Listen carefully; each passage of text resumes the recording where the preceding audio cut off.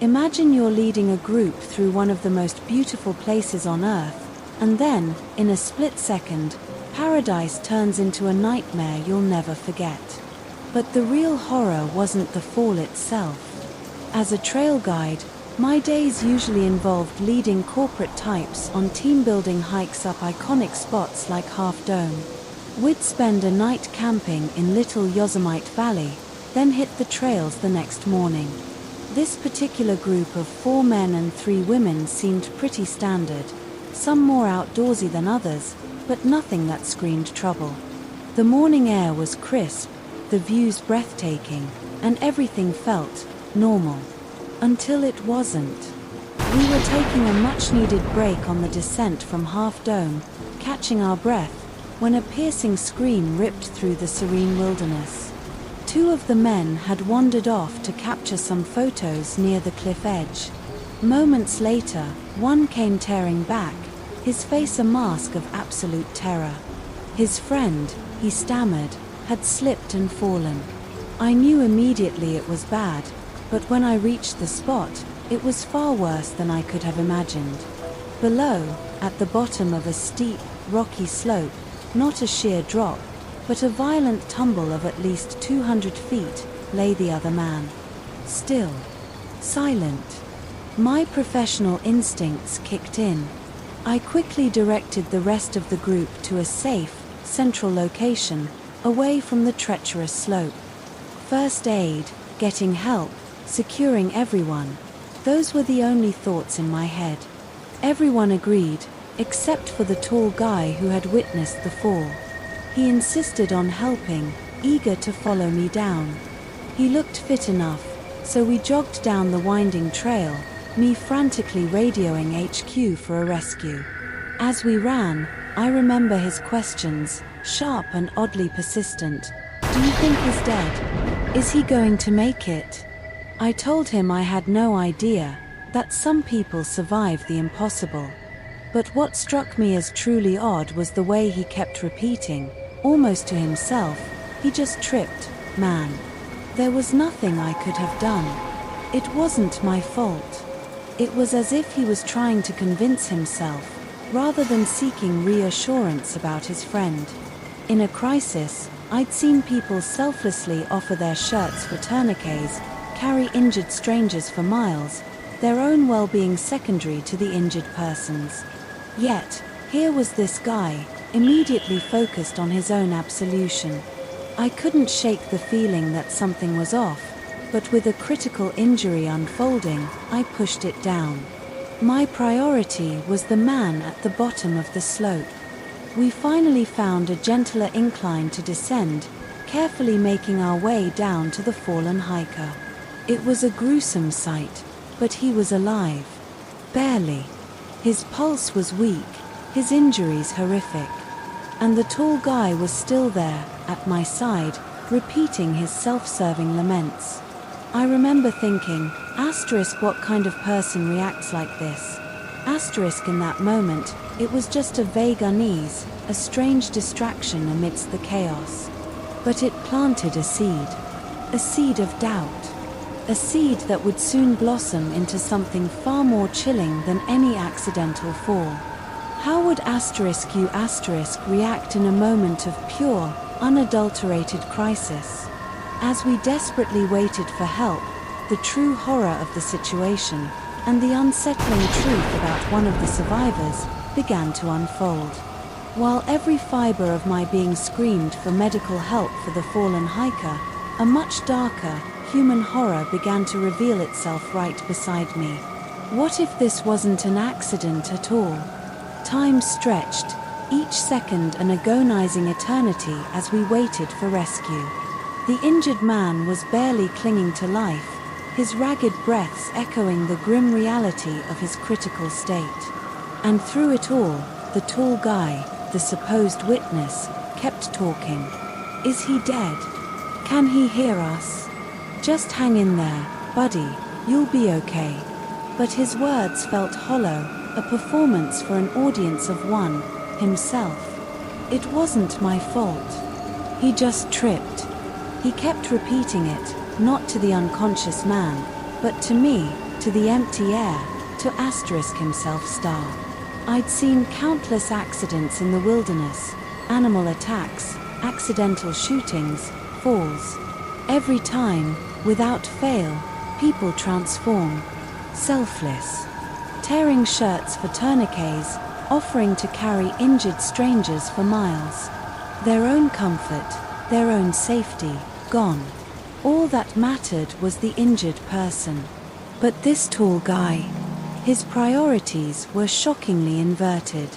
His focus remained laser-sharp on his own innocence, on his own absolution. It was a bizarre, unsettling contrast to the typical human reaction to trauma, and it gnawed at me.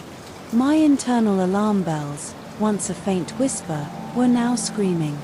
I tried to focus on the horizon, straining for any sign of the ATVs or the choppers, but his voice, his self-serving narrative, was a constant, unsettling hum. Finally, the distant roar of engines grew louder. ATVs burst into view, followed by the majestic hum of a life flight helicopter.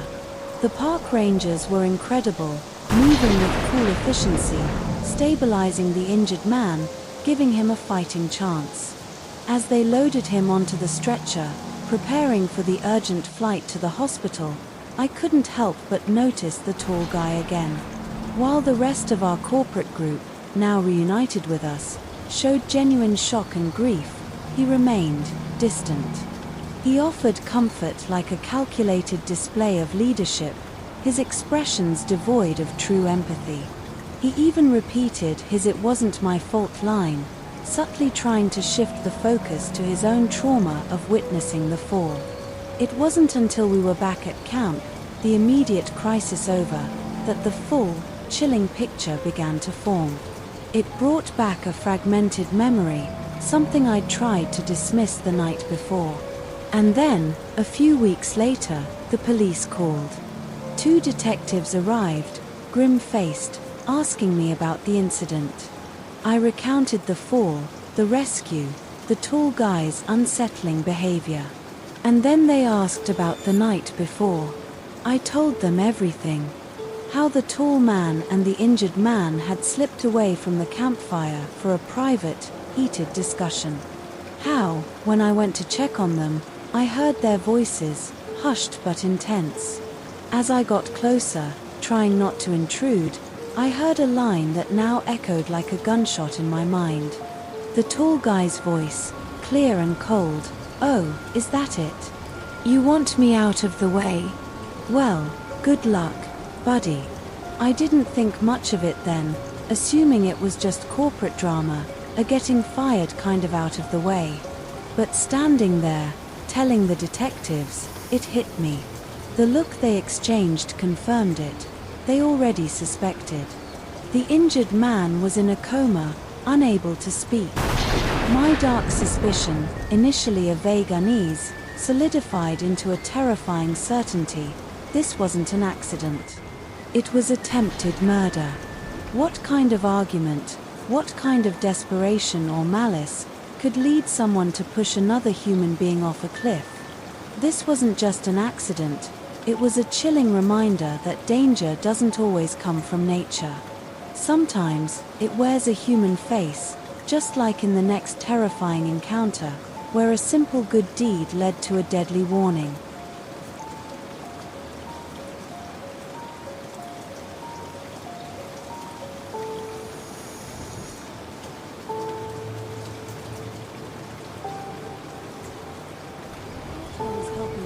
The wild, but my good deed led me directly into the crosshairs of a hidden threat, revealing a secret society of danger. You won't believe how close I came to not making it out alive. Before I became a full-time park ranger, I was a 20-year-old college student working as a trail guide down south, and I loved it. Most days were peaceful, but one particular afternoon, my dog and I were out walking a lesser-used trail when we heard it, a sharp, illicit gunshot. Hunting was strictly forbidden in that nature reserve, so we followed the sound. What we found was a poacher engaged in a despicable act against an innocent animal. Without hesitation, I raced back to my cabin, called the rangers, and within just a couple of hours, the guy was in cuffs. I felt an incredible surge of accomplishment, knowing I'd helped protect the very wilderness I loved. It felt like a win, a tangible victory against those who threatened nature. Yet, I couldn't shake the strange, almost muted reaction from one of my fellow guides. She didn't seem as thrilled as the rest of us. At the time, I brushed it off as jealousy. I was so naive. 6 weeks after the arrest, a new solo guiding job popped up on my schedule, a Mr. Cliff. We mostly handled groups, but solo hikers weren't unheard of. He was described as a gentleman in his 50s, a widower, looking to scout locations for a photography project. He seemed like the perfect client, quiet, appreciative, and eager to learn the trails. And when we met, he was exactly that, charming, soft-spoken, and remarkably friendly. He told me he was a retired truck driver, now pursuing photography to occupy his time since his kids had moved away. We talked easily, sharing stories, and he asked genuinely curious questions about my life and my plans. I remember thinking how lucky I was to guide such a pleasant conversationalist. The first hour and a half of our hike was idyllic. We talked about photography, and his passion for it was evident. As we approached our planned destination, a scenic rise overlooking the valley, I decided to ask him about his family, careful not to pry too much into his past as a widower. That's when his demeanor subtly shifted. He smiled, a different kind of smile now, and said, "I was hoping this might come up." He suggested we get comfortable at the top of the rise, as it was a long story. I had no reason to suspect anything other than a fascinating tale and a well-deserved rest. But when we reached the summit, things took a chilling turn. The cheeriness that had colored his every word evaporated, replaced by a low, gravelly tone that barely sounded like the same person. He spoke of his family's long history in the area, colonists who had faced down the natives, the British, the Union, and the federal government, all one after the other. He declared, "I don't think you do understand, but you will." A shiver ran down my spine, even then. He began to detail how his family survived, by fighting, by learning to live off the land just like the natives, and when everything else was taken, by hunting, trapping, and skinning for furs and meat. He mentioned moonshine during Prohibition, but then added, when the price fell, they still had their oldest and most faithful way of winning their daily bread, by working the land that God Almighty had given them. Something clicked. All the talk of living off the land, hunting, and trapping suddenly resonated with the poacher I'd reported weeks earlier. I wasn't stupid, just naive. Have you ever had a moment where a friendly encounter slowly curdled into something unsettling? Where every smile felt like a veiled threat, and every pleasant word held a sinister undertone?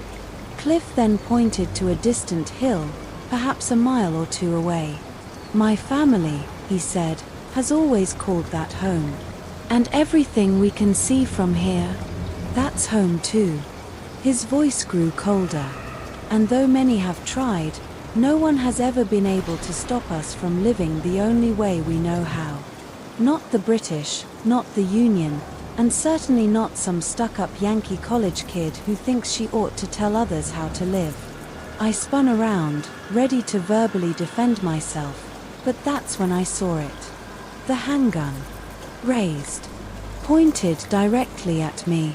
Panic hit me like a physical blow, screaming at me to run, but his command to stop felt like a spell. My legs froze. And when he ordered me to kneel, my knees buckled without resistance. I remember sobbing uncontrollably, the words tumbling out, "I'm sorry. Please, please don't kill me. I didn't know." Over and over. It was a desperate plea because the terrifying realization had finally slammed into me.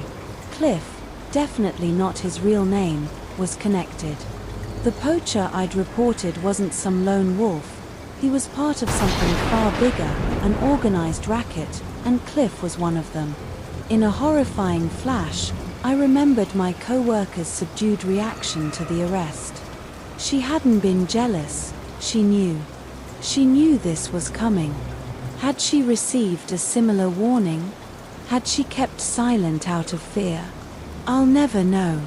Cliff walked up behind me, and I felt the cold muzzle of the gun pressed against the back of my head. I heard a loud click, the sound of a chamber being readied. Every muscle in my body seized, my breath hitched, and my last thoughts were of my mom. "This is what we do to folks like you around here," Cliff's voice rumbled. Then, another metallic click. Not a bang. He lifted the gun from my scalp.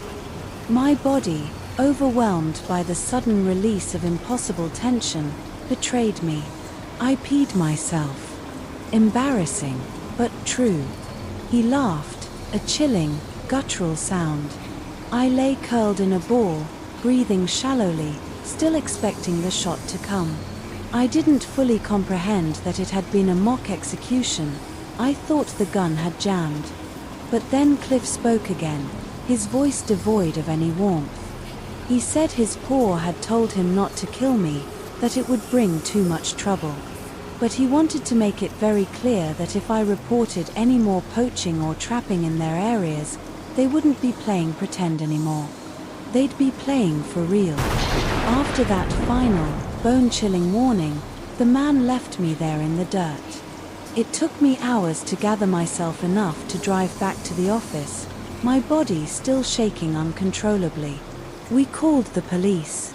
They searched, put out an APB, but no one was ever found.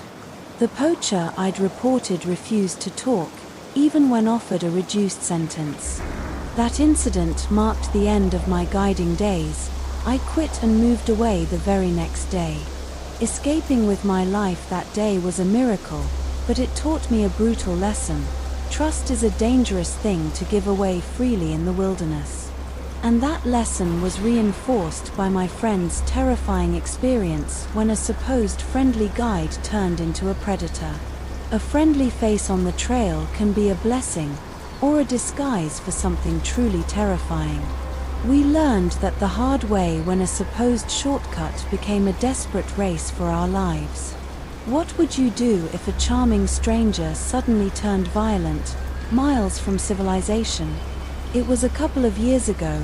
I was 21 and in college, and my friend Jaden and I decided to spend a weekend hiking the breathtaking Cascades. We loved being outdoors, soaking in the views, just enjoying the peace. That morning, the trails were bustling, but the atmosphere was light and carefree. That's when we met Warren. He was a good-looking guy, probably in his early 30s, with this incredibly warm, confident vibe. He introduced himself as a professor from Evergreen State University, claiming he knew the Cascades like the back of his hand. He was charming, articulate, cracking jokes, pointing out plants with fascinating facts. It felt like we'd lucked into a private, expert tour. We spent an hour or two with him, completely at ease, our guard down.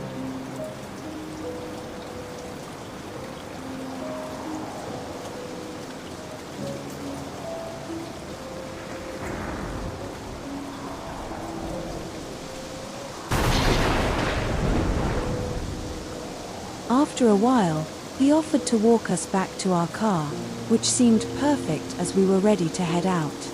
We chatted leisurely, enjoying the last stretch of the day, when Warren suddenly paused.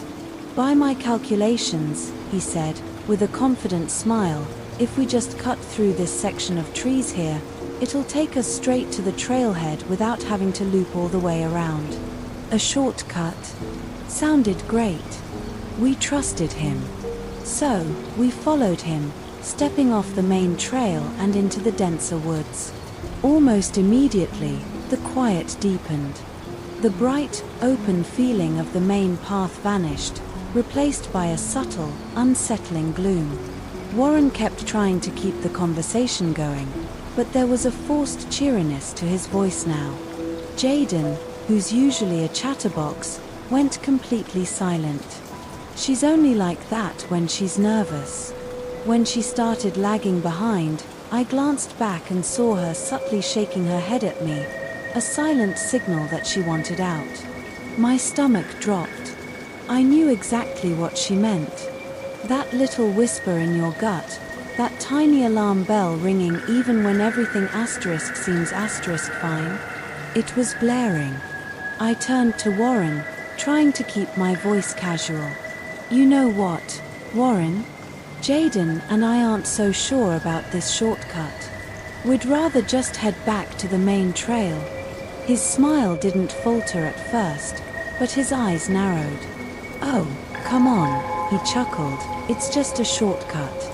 I've been here dozens of times. Nothing to worry about. But the forced nature of his friendliness was now undeniable. Jaden backed me up, firmly stating she wasn't taking another step into those woods. That's when his mask of charm cracked completely. His voice hardened, losing all pretense of pleasantness. What is asterisk wrong asterisk with you two? I said it's asterisk fine star. The aggression was unmistakable. It was our cue. I grabbed Jaden's arm, and we turned, practically jogging back the way we came. We heard it instantly. Fast, heavy footsteps crunching up behind us. Where do you think you're going? Warren roared. We sped up, running now, but he was faster. Suddenly, Jaden let out a terrified yelp. I spun around just in time to see Warren's hand clamped around her arm, yanking her back so hard she stumbled. She screamed, struggling to free herself, but he was too strong. The look on his face was completely alien, a cold, furious mask of rage. You're not leaving, he snarled, shoving Jaden to the ground with brutal force. The air rushed out of her as she landed, scrambling in the dirt. I froze for a split second, my mind racing at 1,000,000 miles an hour. Asterisk, is this really happening? Asterisk, but it was. I saw Warren looming over Jaden, fists clenched, chest heaving, ready to strike again.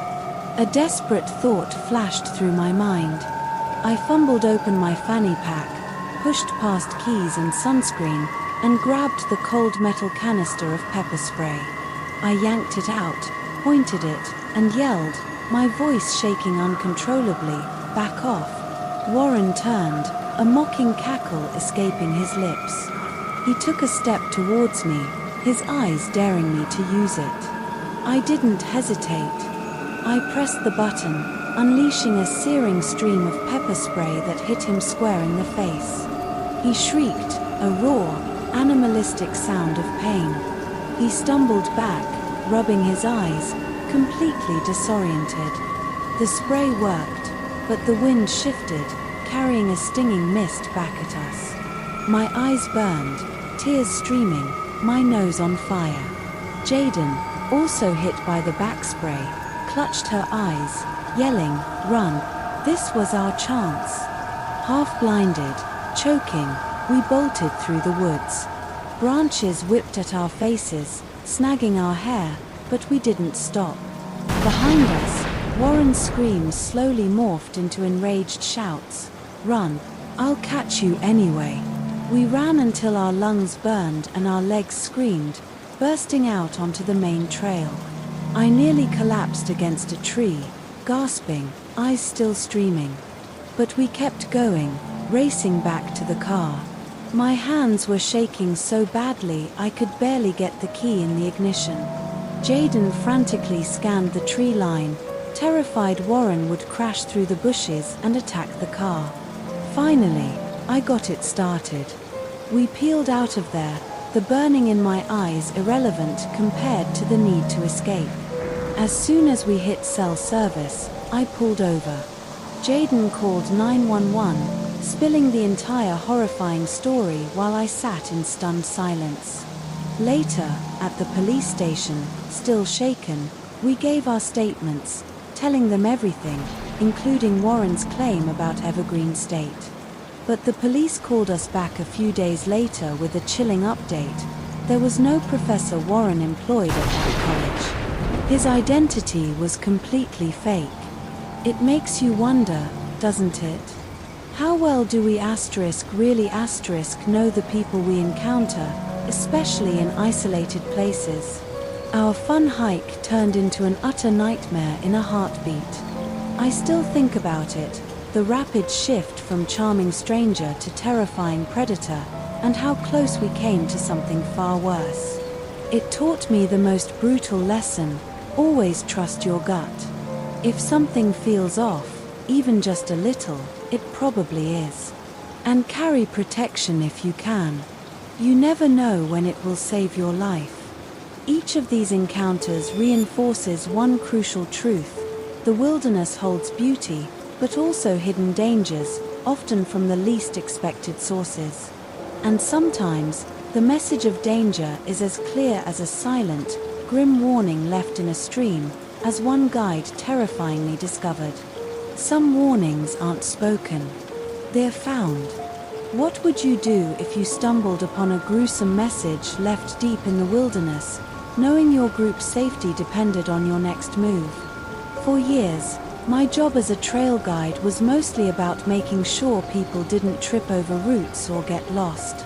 It was routine, peaceful, and frankly, a bit dull. Until one crisp morning, tasked with scouting a rarely used trail, my calm solitude was shattered by a discovery that still chills me to the bone.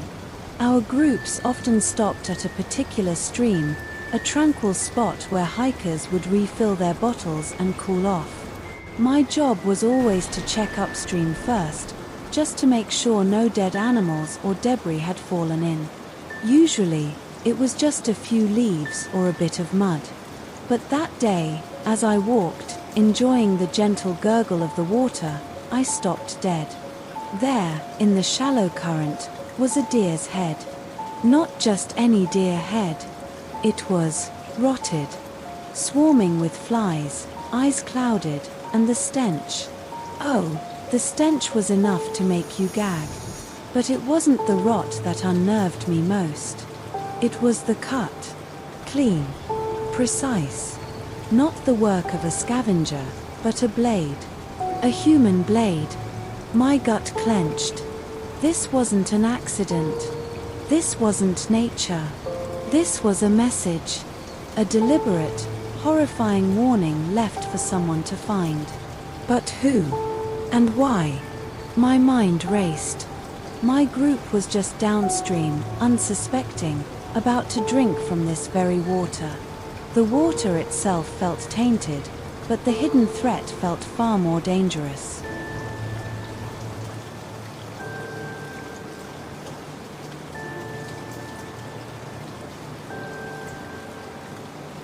What do you say to a group of unsuspecting tourists when you've just found something so viscerally disturbing? How do you evacuate them without sparking a full-blown panic in the middle of nowhere? I couldn't tell them the truth. The image of that head, the implications of it, would send them into hysterics. So, I put on my calmest, most authoritative trail guide face. I walked back, my heart pounding, and told them, "All right everyone, change of plans. I've spotted some fresh bear signs nearby, and it's cub season. Best we head back to HQ now, no risks." A few looked nervous, but bears are a common enough wilderness danger that they accepted it without question. No one wants to be a cub's next meal. We turned around, and I kept the pace steady, my eyes scanning the woods, every shadow, every rustle. Was whoever left that message still out there, watching? The journey back felt endless, my mind replaying the image of that head, the silent, grisly threat it represented. It wasn't just about a bear anymore, it was about the chilling realization that some dangers in the wild aren't fangs or claws, but something far more sinister, far more human. This experience, along with the others you've just heard, the calculating psychopath on Half Dome, the terrifying poacher's lesson, and the charming stranger turned predator, they all paint a grim picture. They teach us that while nature can be beautiful, it can also harbor unexpected human darkness. These aren't just stories, they're stark reminders to always trust your gut, to be vigilant, and to understand that sometimes the most profound warnings aren't spoken, but found. What would you have done in these situations? Have you ever felt that inexplicable chill, that primal instinct telling you something was terribly wrong? Share your thoughts and experiences in the comments below. Stay safe out there, friends, and remember, your intuition is your strongest guide.